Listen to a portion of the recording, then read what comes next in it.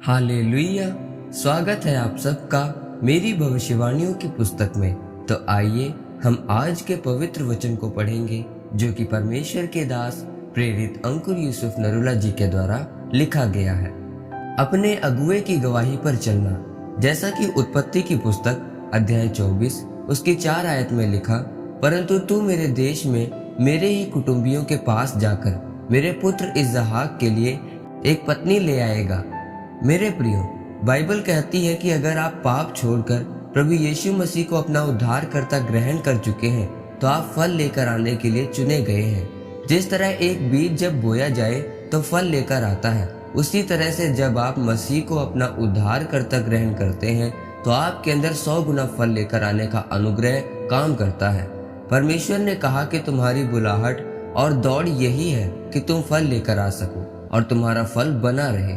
जब आप बाइबल में पढ़ें तो लिखा है कि परमेश्वर ने कहा कि मैंने याकूब से प्यार किया और एसाव को अप्रिय जाना, और लिखा है कि जब उनका जन्म भी नहीं हुआ था तब ही परमेश्वर ने कह दिया था कि जेठा छोटे का दास होगा। मेरे प्रियो, परमेश्वर अपने पूर्व ज्ञान के अनुसार ही आपसे व्यवहार करता है। यह परमेश्वर का पूर्व ज्ञान ही था कि जेठा छोटे का दास होगा। परंतु इस सब का कारण क्या था? बाइबल कहती है कि भविष्यद्वक्ताओं की अपने प्रभु के दासों की गवाही को ध्यान में रखते हुए चले। मेरे प्रियो, इसहाक की शादी करने के लिए अब्राहम का दास लड़की लाने के लिए गया था जिसका नाम रिबका था। एक बात हमेशा याद रखें, अगर आप एक मसीही हैं तो आपको कोई आवाज नहीं आएगी कि शादी अपनी मर्जी से ना कर, क्योंकि परमेश्वर आपकी जिंदगी के कुछ फैसले आपके ऊपर छोड़ता है। अगर आप इसहाक की जिंदगी देखें तो जो चीजें उसने परमेश्वर के वचन में होकर की थी वहां वह आशीषित था। पर लिखा है कि जब याकूब अपने मामा लाबान के घर गया तो उसको एक लड़की पसंद आई जिसका नाम राहेल था, क्योंकि याकूब एक भावात्मक इंसान था। याद रखें, आपके जीवन में बहुत से दुख और सताव आपको परमेश्वर की ओर से नहीं मिले, बल्कि वह आपने खुद मोल लिए हैं। याकूब को इस बात का ध्यान रखना चाहिए था कि मेरे पिता की शादी कैसे हुई थी। उसको इस बात का ध्यान रखना चाहिए था कि क्या मेरा पिता रिबका को ढूंढने गया था।